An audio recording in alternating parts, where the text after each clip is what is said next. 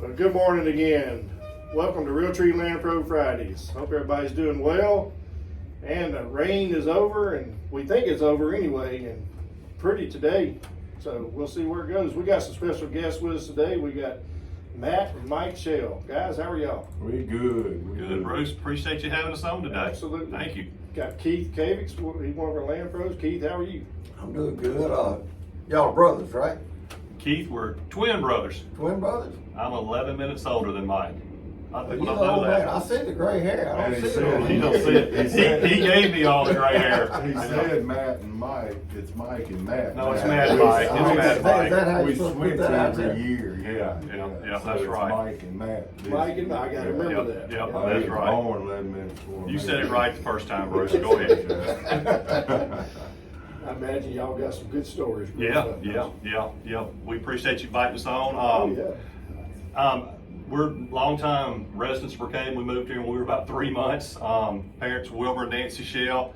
I'm married to Lucy Lambright and have one daughter, Catherine, and a son-in-law, Peyton Harris. And we've been involved in the outdoors for years, and we love to.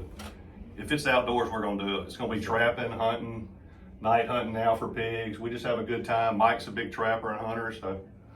I'm Mike. I'm Matt's little brother. I don't have kids and I don't have a wife, so I do what I want to do. There you go. Nothing wrong with that. I mean, I do what I want to do. And he's not lying. I'm lucky.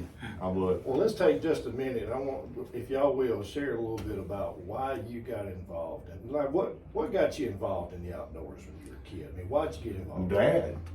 Your daddy? We followed him around.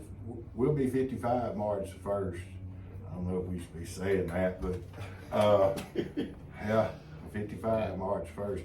And I guess it's the time we were born, we were hauled around with them. You know, they'd go sailing ponds, fishing. My grandpa was a trapper, which I didn't start trapping until late in life. And we were in the woods. I don't not remember being in the woods when we never. You can always remember that, even if it's just a little kid. Always.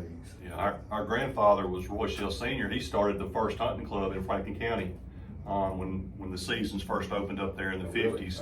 And like I said, Mike, 52. He's you know, the first person to lease Yep. land in Franklin County for the purpose of deer hunting. and he was a big outdoorsman. He coon hunted, and he was a fur trapper, and he was outdoors. And my dad is a forester, so he enjoyed the outdoors. And like Mike said, we've never not been in the outdoors. And you know, we grew up deer hunting and squirrel hunting, the small game, squirrel hunting, dove hunting.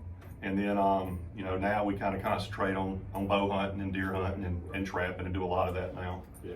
So, Yeah, I mean, main thing was squirrel hunting. I guess what we would, you know, when we were youngest, he started us out on. And we had one 410, and one would get to shoot a squirrel or shoot at it, and the other one would, you know, and it was a swap up thing. Yeah, but same with me. Growing up, my daddy had a shotgun and a 22 rifle. And my brothers and I would swap up. Yep. Who got to use shotgun, who got to use 22 rifle. Yep. And it would change every few weeks. We'd change it up. But I couldn't wait till I got old enough to buy my own gun when I was a teenager. Right. So it was exciting. That was a big deal, wasn't it? It was a big deal. Yeah. It Do really people was. squirrel hunt anymore? You don't hear much about You know, it. I'm sure I there's love some to out eat there. them. But you know, there are people who still squirrel hunt. I mean, especially with dogs. And you know, this time of the year is when after deer season closed, a lot of people get in the woods and hunt squirrel now. We were big squirrel hunters when we were young before we started bow hunting. I would say my dad was considered at one time probably one of the best squirrel hunters in the state of Mississippi. There was an article done on him in Mississippi Outdoors, or I forget what it was a magazine they used to have years ago of him and his squirrel, Mr. Joe McDaniel. Yeah. Wrote an article on Daddy, and my daddy could kill squirrels. You could drop Daddy off in the automotive section at Walmart, and he'd have a bag limit of squirrels in about an hour. I saw him one That's how time. good he was. I'm just He telling left you. the truck. He's Me a and killer. Matt dropped him off on a creek that went through my grandma's place, and he took a box of shells, 25 shells. He came back out at the other end of that place at dark and pulled out 24 squirrels. Me and Matt started laughing at him, you know, aha, you missed. out of his pocket, he pulled a shell. He killed 24, which we shot 12 gauges. We didn't play with them. We didn't take 22s. I mean, we shot 12 gauge high brass number 6s. And We went to we kill. knocked them out of trees. Yeah. Well, you know, it was trees 90 foot tall. You know, Yeah. we might be shooting them out of. But we didn't take 22s. We didn't shoot 22s. Yeah. But you know, it's just a lifestyle for all of us here. You know, Keith's the same way, and Bruce. I mean, It's a lifestyle. it's odd for me when you say, "Well, no, I don't hunt." That's odd. I can't imagine just not Yeah, being in the woods That's what every we chance know, you get. You know, times have changed. I know a lot of young kids aren't involved in the outdoors as much as we were growing up. That's right. That's We right. had a lot more choices. Back then, there wasn't as many choices. Now, there's a lot more you can do, right? That's But right. I'll say this, back to squirrels, one thing about it too, is you won't see anybody clean a squirrel faster than him. You know- and there's a video. There's a of that video on dude. Facebook, on social media with him. How fast can you skin one? I can clean a squirrel and quarter it up in about 1 minute. I can do a bag limit of squirrels at 8 and But- 10 minutes. They used to clean my uncles, my grandpas. So y'all They used didn't to- want them, so my daddy would end up having to skin, you know, 50 squirrels. So you 60 give that job squirrels. to y'all. Yeah. So Yeah. I'm not that good. I'm not that good at it. It's an art once you I get it don't figured know. I out how wouldn't to be do good it. at it either. I don't know. I wouldn't want to have to do it all the They'd give time. me the gutting job back then. I don't even, we The talked about gutting going. job meant sitting on a bucket job. Well, yeah, well, we talked about going this, you know, last weekend or maybe this weekend. And I think he just don't want to go because he knows who's going to clean the squirrels. I'm gonna be the limb shaker all day while he shoots. I know how that's gonna revolve. Clean revolve. squirrels, so he'll be Yeah. cleaning some squirrels. We kill a few probably. Yeah. Yeah. I don't know. We just got to get over there and do it. I know I used to look forward to it every year, just like I did deer season, squirrel season. Oh, yeah. Before I started bow hunting. Mm-hmm. And once I got into bow hunting, squirrel hunting kind of fell by the wayside. Same with me. Now he's still squirrel hunted a lot. Yeah. You know, older, but once I started bow hunting. Yeah, that squirrel hunting opening that second week of October was always a big deal. You know, Yeah. the second Saturday, and Yeah. it was always fun. And wide then you open start area. looking as older, you get more opportunities. And like, well, I want to back it up to October 1st, and then it's Labor Day for doves. So it's just you got Half a the lot of year. opportunities. Yeah, half the year. That's right. The What we- alligator season's open. You can start in August. You can do that Yep, too if you yep, want to. yep, So yep. That's available as well. Well, some of the people in Lynn County just do it year round. Hunt. Yeah, Yeah.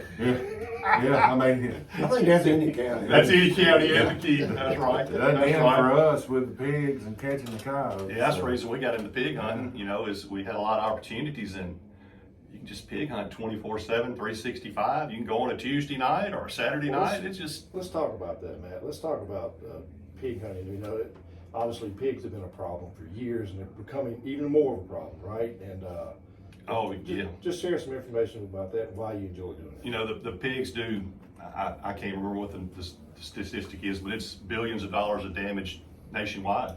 You know, what started out as a small problem is a big one. We had our first encounters with pigs, and our camp is in Southwest Frank County in the late 90s. We saw some sign, and then I killed 2 pigs in like 2000 or 2001, and it's just been an onslaught. You're just maintaining right now. Right. But they do so much damage, and I don't think people really appreciate the amount of damage they do. You know, they're affecting water quality. They're also, I'm a firm believer that a lot of the deer population going down in that area is because of hogs. So with, 100%. You know, I had last week on some cameras, they were dropping litters last week, and I probably had 40 piglets, you know, on 2 or 3 different cameras last week. Well, those 40 are going to be reproducing in 6 months, and it's going to be 150, 160. So it's but the pigs are fun. I enjoy doing it. I enjoy it almost now as much as deer hunting. You know, you can run the cell cams, so I know when they're coming. I know where I'm going. I know how to get in there. you And, probably pattern them pretty well. yeah, I'll get them where I know they're coming into a spot, you know, where they're walling or hitting the feeder for 2 or 3 days, and then, you know, I'll try and slip in, or my daughter or son-in-law will try and slip in, or Mike will try and get in there and kill them. But you know, we're using they've gotten smart. It seems like we don't kill as many deer in the daylight now. It seems like they've kind of adjusted and are moving more at night, but it's a totally different game at nighttime. You see so much more stuff. You can watch deer at night.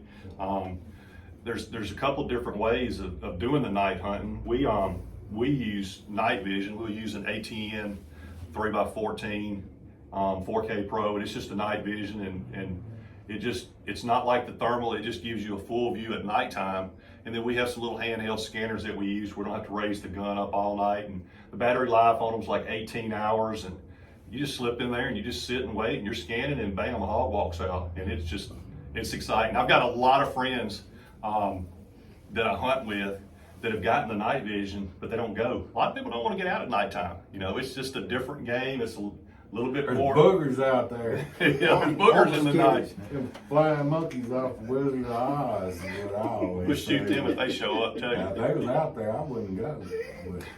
But yeah, we're very fortunate. We kill some big hogs. I mean, we I kill was some gonna really ask you giant about hogs. that. Tell me, both of y'all kill some really big hogs. What's the biggest hog y'all killed individually? I have to defer to Mike. Mike's got the biggest hog. That in the would be group. me. Okay, 369. 369. Tell us a story about It it. was just luck. It was deer season, and I went to a plot that I usually don't hunt plots. I'm always hunting in the woods, and I went to a plot that evening being lazy, and I just went in there and got in the box, and I heard squealing in the hollow behind it, and all of a sudden I looked up, and we knew this pig. We had pictures of this pig for about 3 years, and two of them came into the plot, and they were about 90 to 110 pounders. And all of a sudden this monster, I mean, it was a monster, came in.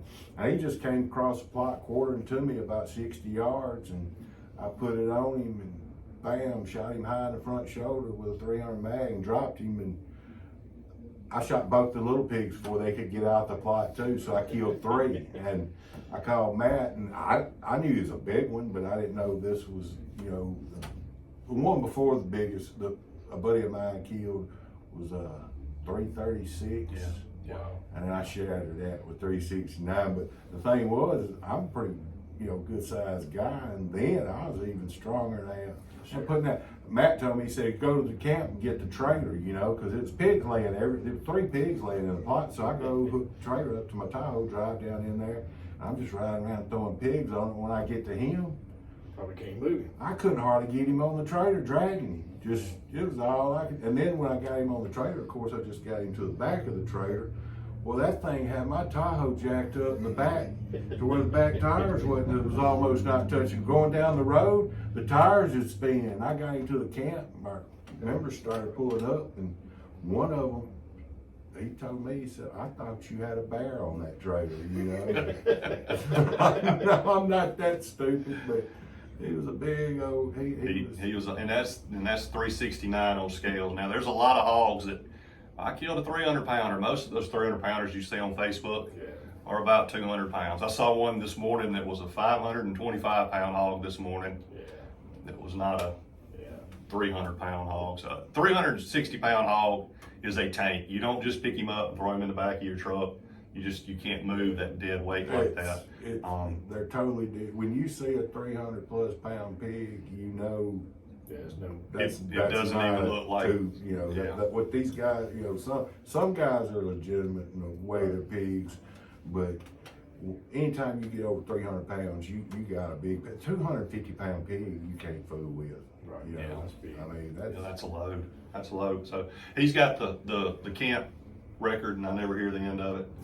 and I got a 321, a 311, a 308.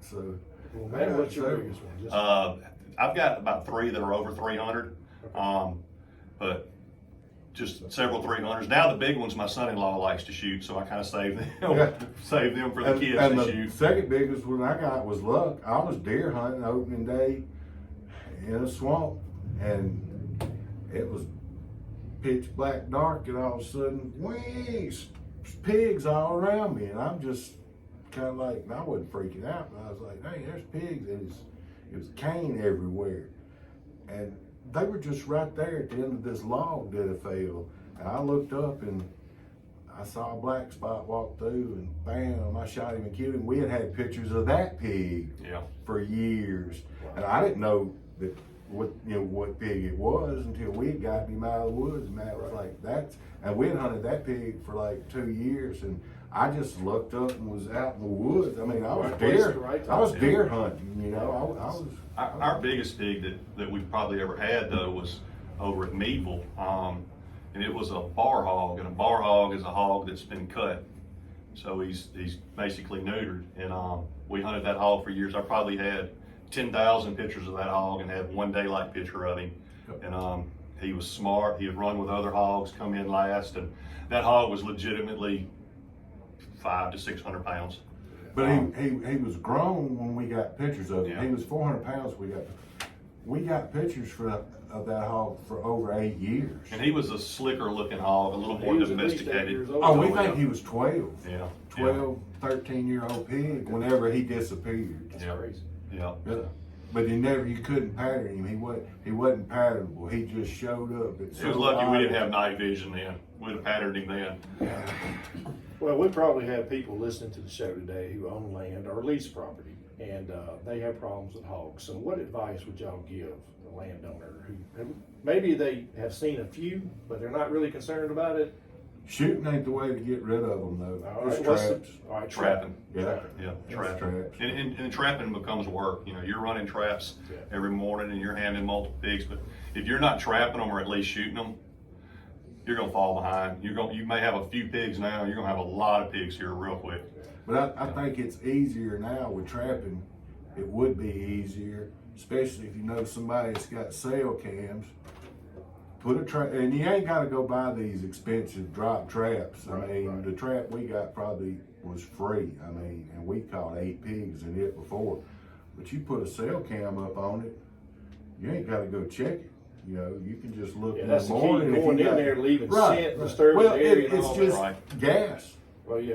That's the thing Gas and about time. yeah, that's like Yeah. the trapping. You Yeah. know, I didn't trap last year because I can't afford to trap and $3.50 $3 a gallon gas. $2.50 you can kind of afford to trap, but gas has put a halt on the. You know, we pick.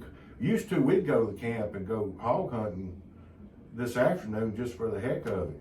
You can't do that now. I mean, it's not cost worthy. You know, I mean. Yeah, but if you're not killing them, you're falling behind. If you don't have pigs, you're gonna have pigs. I don't know of an area of Lincoln County right now, Franklin, these areas that don't have pigs at certain times of the year. Very much all over Southwest Mississippi, and in certain parts more than others. Yep, But yep.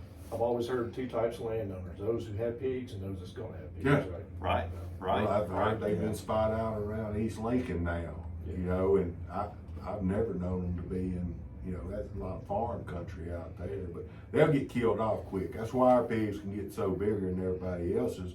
It's like in the Delta, well, their pigs are more set, will get shot, so they don't get to reach that 6, 7, we talking about like raising pigs. But they, you know, our pigs get to be 7, 8 years old, you know, 9 years old.